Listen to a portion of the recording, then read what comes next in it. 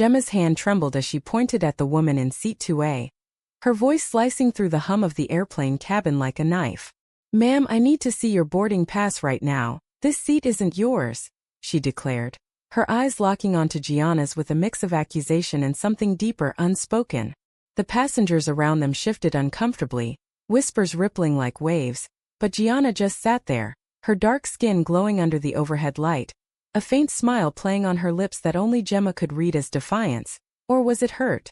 In that moment, Gemma's mind raced back to the night before, when she'd lain awake in her cramped New York apartment, staring at the ceiling fan spinning endlessly.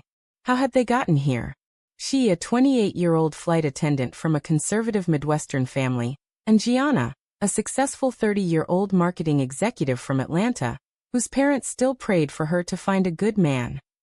Their love had started innocently enough. A chance meeting at a coffee shop near JFK Airport 2 years ago, where Gianna's laugh had cut through Gemma's exhaustion like sunlight. But now, on this red-eye flight to Los Angeles, everything felt like it was unraveling. Gianna handed over her boarding pass without a word, her fingers brushing Gemma's just enough to send a jolt through her. The other flight attendants hovered nearby, one of them murmuring about protocol, but Gemma's heart pounded not from duty, but from the fear that this charade would expose them both. "Why am I doing this?" she thought, her inner voice a storm of guilt and necessity. "Because if I don't, someone else will notice how I look at her, how I linger. And then what? Lose my job? Lose her?" The captain's voice crackled over the intercom, announcing takeoff in 5 minutes, but Gemma barely heard it. She scanned the pass, first class, legitimate of course. But that wasn't the point. The accusation was a cover, a desperate ploy to distance herself after the fight they'd had last week. Gianna had pushed for them to come out to their families, to stop hiding, but Gemma couldn't. Her parents, devout Catholics from Ohio, had disowned her brother for being gay years ago. "We don't talk about that," her mother had said, her voice cold as ice. Gemma had internalized that shame, carrying it like a weight in her chest every day. As she pretended to verify the details, Gemma's thoughts spiraled. Gianna deserved better than this secrecy, this pretense. But the airline industry was brutal. Rumors of relationships could lead to scrutiny, especially for someone like Gemma, who was already on thin ice after a passenger complaint last month. And Gianna's world? Her family was prominent in their black church community, where being lesbian wasn't just taboo. It was a betrayal of everything they stood for. Gianna had confided in Gemma about the pressure, the blind dates her mother set up, the sermons that made her feel like a sinner. "Everything checks out," Gemma finally said, her voice barely above a whisper, handing back the pass. But the damage was done. Gianna's eyes, usually warm and inviting, now held a flicker of betrayal. The passengers murmured approvals or disapprovals, one white businessman in 3B shaking his head, muttering about overzealous staff. Gemma turned away, her stomach twisting. "This isn't me," she thought. "Or is it? Am I really protecting us or just myself?" She moved to the galley, splashing water on her face, trying to steady her breathing. The plane taxied down the runway, the engines roaring to life, mirroring the chaos in her mind. Gianna had texted her earlier that day, "We need to talk," on the flight. But Gemma had ignored it, too scared of what talk meant. Now here they were, separated by aisles and secrets, hurtling through the sky together yet worlds apart. Hours into the flight, as the cabin lights dimmed for the overnight journey, Gemma couldn't avoid it anymore. She made her way back to first class under the pretense of checking on passengers. Gianna was awake, staring out the window at the stars. "Why?" Gianna whispered as Gemma approached, her voice laced with pain. "Why accuse me like that? In front of everyone?" Gemma glanced around, ensuring no one was listening. "I panicked," she admitted, her voice cracking. "Someone might recognize us. We've been careless lately." But even as she said it, she knew it was a lie. The truth was deeper, rooted in her own fears. Gianna reached out, but Gemma pulled back. "Not here," she hissed. Gianna's face hardened. "Then where, Gemma? When? We've been doing this dance for 2 years. Hiding in hotels, pretending we're just friends. I'm tired." Her words hit like punches, each one echoing Gemma's own doubts. Am I ready to lose everything for her? Gemma wondered. My family, my career? Or am I willing to lose her instead? The tension built as the flight progressed, small interactions turning into silent battles. Gemma served drinks, her hands steady but her mind a whirlwind. Gianna ordered a glass of wine, her eyes challenging Gemma to acknowledge her. "Thank you," Gianna said pointedly, but Gemma just nodded, moving on. Inside, Gemma screamed at herself, "Stop this. Tell her you love her."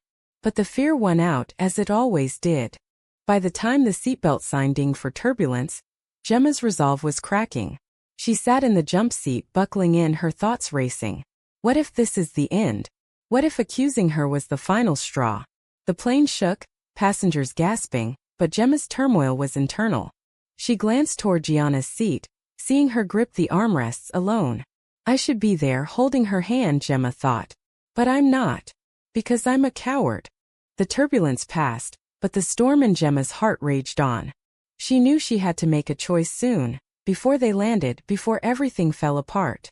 As the flight leveled out, Gemma's mind drifted to their first real date, a memory that now felt like a distant dream. It was in Central Park, under a canopy of cherry blossoms, where Gianna had taken her hand and said, "This feels right." Gemma had agreed, her heart soaring, but even then the shadows of doubt lingered. Now those shadows were consuming her. She busied herself with meal service, plating gourmet dinners with mechanical precision. When she reached Gianna's seat, the air thickened. "Chicken or pasta?" Gemma asked, her voice professional, detached. Gianna looked up, her brown eyes searching Gemma's blue ones. "Whatever you think I'd like," she replied, a subtle jab at their intimacy. Gemma placed the chicken, remembering how Gianna hated pasta. Small details that bound them, now weapons in their silent war. Back in the galley, Gemma leaned against the counter, closing her eyes. Why can't I just be brave? She questioned herself. Gianna had always been the strong one, pushing through her family's expectations. Last Christmas, Gianna had skipped the family gathering to be with Gemma, lying about a work trip. "They'd never understand," Gianna had said, tears in her eyes. But Gemma knew the cost. Gianna's mother calling daily, pressing about grandchildren, about settling down. Gemma's own family was no better. Her father, a retired military man, had once said, "God made Adam and Eve, not Adam and Steve." The words haunted her, making every kiss with Gianna feel like a rebellion. Yet rebellion came with fear. What if they found out? What if the airline did? Policies were progressive on paper, but in practice discretion was key. A passenger buzzed for assistance, pulling Gemma from her reverie. It was the businessman from earlier, complaining about his seat. As she fixed it, he eyed her name tag. "You handled that situation well up front," he said with a smirk. "Can't be too careful these days." Gemma forced a smile, but inside she seethed. Was he implying something about Gianna's race? Or was it her paranoia? Either way, it fueled her resolve to keep things hidden. Mid-flight, during a quiet moment, Gianna stood and approached the lavatory, brushing past Gemma. "We need to talk," she whispered urgently. Gemma nodded toward the rear galley, her pulse quickening. Once there, away from prying eyes, Gianna spun to face her. "That accusation? It hurt, Gemma. Made me feel like some criminal." "I know," Gemma admitted, her voice breaking. "But if anyone suspects we're together." "Suspects? We're in love. Or are we?" Gianna's words hung heavy, challenging everything. Gemma reached for her, but Gianna stepped back. "You've been distant since I mentioned telling my sister. Is that it?" Gemma's mind flashed to that conversation, 2 weeks ago in Gianna's Brooklyn loft. "I'm ready," Gianna had said, "to live openly." But Gemma had frozen, visions of her parents' disapproval flooding her. "Not yet," she'd replied, and the rift began. Now in the galley, Gemma whispered, "It's not that simple. My job." "Your job? Or your fear?" Gianna countered. The argument escalated in hushed tones, words like daggers. "You're ashamed of us," Gianna accused. "I'm not," Gemma protested, but doubt crept in. "Am I?" The thought terrified her. They parted unresolved, Gemma returning to her duties with a heavy heart. As she poured coffee, her thoughts swirled. Gianna was right, I am afraid. But fear had kept her safe, employed, connected to her family, even if superficially. Later, during a layover simulation in her mind, Gemma recalled a colleague fired for a similar relationship. Fraternizing, they called it. But was love fraternizing? The moral quandary gnawed at her. Was hiding ethical, or was it a betrayal of self? The cabin grew restless as dawn approached, passengers stirring. Gemma checked on Gianna again, finding her asleep or pretending to be. She adjusted the blanket tenderly, a momentary lapse in her facade. I love her, she affirmed inwardly. But love demands sacrifice. What am I willing to give? The captain announced descent soon, ratcheting up the tension. Gemma knew landing would force a confrontation. Would she choose Gianna, or the safety of secrets? In the final hour, Gemma's inner conflict peaked. She scripted apologies in her head, imagined futures together or apart. Gianna's strength inspired her, yet intimidated her. How does she face her family's judgment? Gemma wondered. Gianna's parents had immigrated from Nigeria, building a life on hard work and faith. Coming out could shatter that. Gemma's phone buzzed in her pocket. A text from her mother. Call when you land. Miss you. The guilt intensified. Betraying family for love, or love for family. The choice felt impossible. As the plane began its descent, Gemma made a decision. She would talk to Gianna after landing, come clean. But doubt lingered. Was it too late? The wheels touched down with a jolt, mirroring the shock in Gemma's system. Los Angeles greeted them with morning haze, but clarity eluded her. As passengers deplaned, Gemma watched Gianna gather her things, their eyes meeting briefly. A silent plea or accusation? In the terminal, away from the crew, Gemma caught up to Gianna. Wait, she said, pulling her into a quiet corner. I'm sorry. About everything. Gianna crossed her arms, her expression guarded. Sorry doesn't fix it, Gemma. You humiliated me to protect your secret. Our secret, Gemma corrected, but it felt hollow. Deep down, she knew Gianna was pushing for change while she clung to the status quo. Let's go to my hotel. Talk properly. Gianna hesitated, then nodded. The drive to the downtown LA hotel was tense, traffic mirroring their stalled relationship. Gemma gripped the wheel, her thoughts a torrent. What if I lose her today? The fear was visceral, but so was the exhaustion of hiding. In the room overlooking the city skyline, the dam broke. I can't keep doing this, Gianna said, pacing. The lies, the pretense. My family suspects something. My mom asked why I haven't dated anyone in years. Gemma sat on the bed, head in hands. Mine too. But telling them, it could destroy everything. Or free us, Gianna countered, sitting beside her. Their proximity ignited memories, lazy Sundays, stolen kisses. But now it highlighted the divide. They talked for hours, unearthing buried hurts. Gianna shared how societal expectations as a Black woman amplified the pressure. In my community, being queer is seen as abandoning our roots, especially with all the racism we face. It's like I have to be perfect. Gemma nodded, relating to the white middle-class version of that shame. My parents think it's a choice, a sin. If I come out, I'm cut off. The conversation turned to betrayal. That accusation on the plane, Gianna said, voice trembling. It felt like you were choosing them over me. Gemma's eyes welled. I was scared. But you're right. I've been selfish. Inside, she battled. Is love worth the fallout? The moral dilemma weighed heavy. Was hiding a lie or self-preservation? They decided to take a break, but it felt like a fracture. Gianna left for her conference, leaving Gemma alone with her thoughts. She called her sister, the only family member who knew. You have to choose happiness, her sister advised. But happiness seemed elusive. Days passed in LA, Gemma on layover, Gianna at work. They met sporadically, tension simmering. One night, over dinner, Gianna revealed a job offer in San Francisco, closer to openness. Come with me, she urged. Gemma's heart leaped, then sank. My base is New York. And family. Family that doesn't know the real you, Gianna pointed out.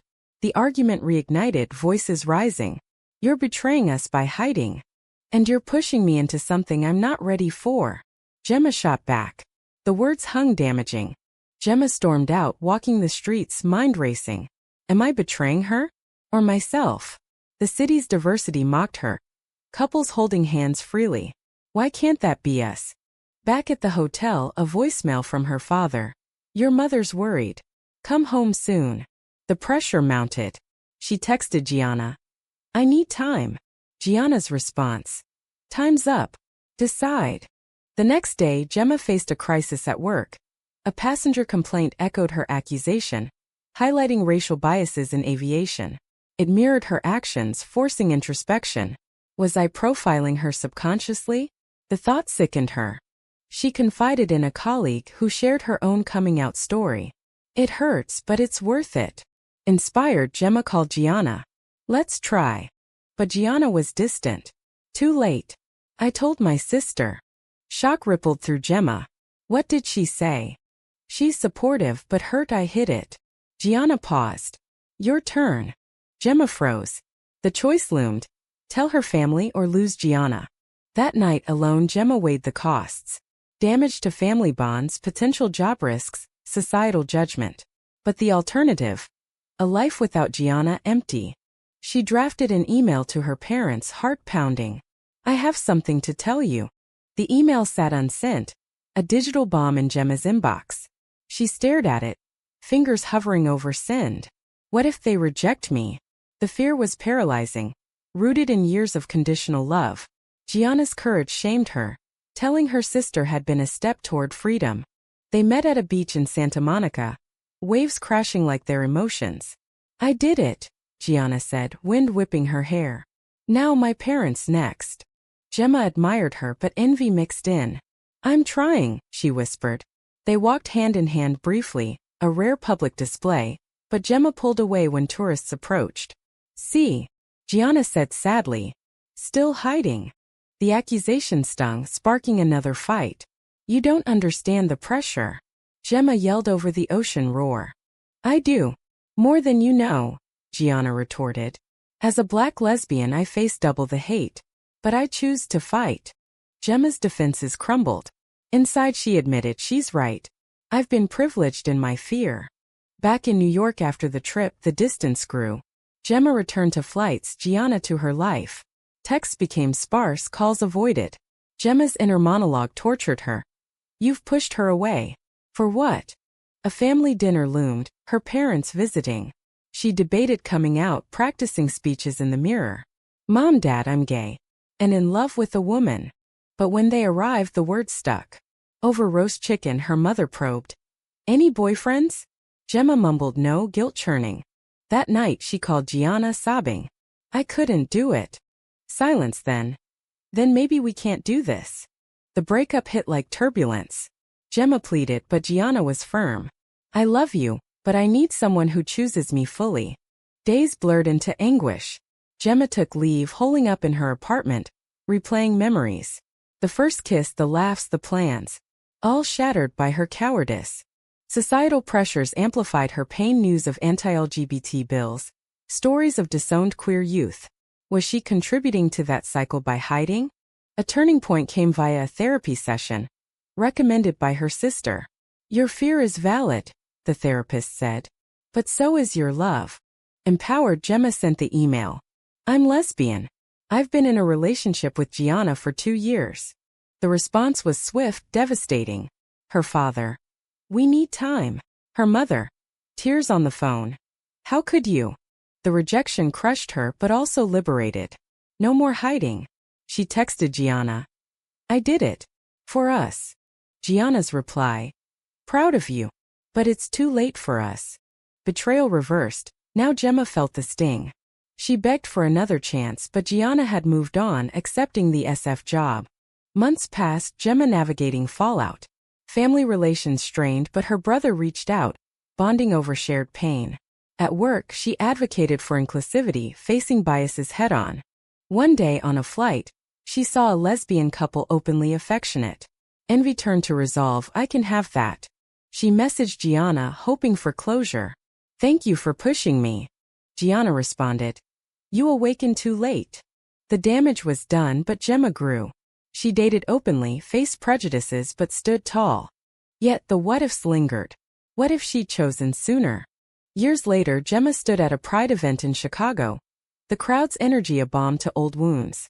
She'd risen in her career. Now a supervisor promoting diversity training. But Gianna's absence haunted her. a reminder of choices made and lost. Flashbacks intruded, the plain accusation now seen as the catalyst. It had forced the unraveling, exposing cracks in their foundation. Gemma's family had thawed slowly. Her mother attended therapy with her, admitting fears rooted in ignorance. "I love you," she said eventually. Her father remained distant but sent birthday cards, a start. Gianna, from social media glimpses, thrived in San Francisco in a new relationship, advocating for Black queer rights. Gemma felt pride mixed with regret. Did I damage her irreparably? Inner reflections deepened. The moral quandaries: was hiding a betrayal? Was pushing for truth selfish? Society's role loomed large, defined norms pressuring conformity, punishing deviation. Gemma volunteered at a youth center, sharing her story. "Choices have costs," she told a teen, "but authenticity is worth it." One evening, a surprise email from Gianna. "Saw your post about the training. Proud of you." They met in neutral territory, a cafe in Denver during layovers. Tension crackled, but so did remnants of love. "You look good," Gianna said, smiling faintly. "You too." Gemma's heart raced. "I'm sorry for everything." Gianna nodded. "Me too. I pushed too hard." They talked for hours, dissecting the past. The accusation on the plane? "It was the wake-up," Gianna admitted. "Showed me we weren't ready." Gemma agreed. "I was scared. But you taught me bravery." As they parted, a hug lingered. "Friends?" Gianna asked. "Always." But inside, Gemma wondered, could there be more? Life moved on, Gemma finding peace in singledom, focusing on self-growth. She wrote a blog anonymously, exploring queer struggles, sparking discussions. At a family reunion, her parents introduced her as "our daughter who's found her way." Progress hard-won. Yet the story's echoes remained. Conflicts unresolved in society. Families torn, individuals broken. Gemma pondered. Was their love doomed by external forces, or internal failures? In quiet moments she questioned her decisions. The accusation. A moment of panic, leading to awakening. But at what price? Gianna's wedding announcement came via mutual friends. Gemma sent congratulations, heart-aching. She attended, watching from afar, a testament to growth. The ceremony was beautiful, Gianna radiant. Gemma slipped away, tears mixing with smiles. "I've healed," she thought. But scars remind. Back home, Gemma reflected on the journey. From hidden love to open wounds to eventual peace. The drama had shaped her, forcing confrontations with self, family, society. The moral ambiguities lingered. Was coming out always right? Or situational? The debates raged in her mind, mirroring broader discourses. In the end, Gemma stood stronger, but forever changed by the love that slipped away. Was forcing authenticity worth the heartbreak? Or was gradual change the kinder path?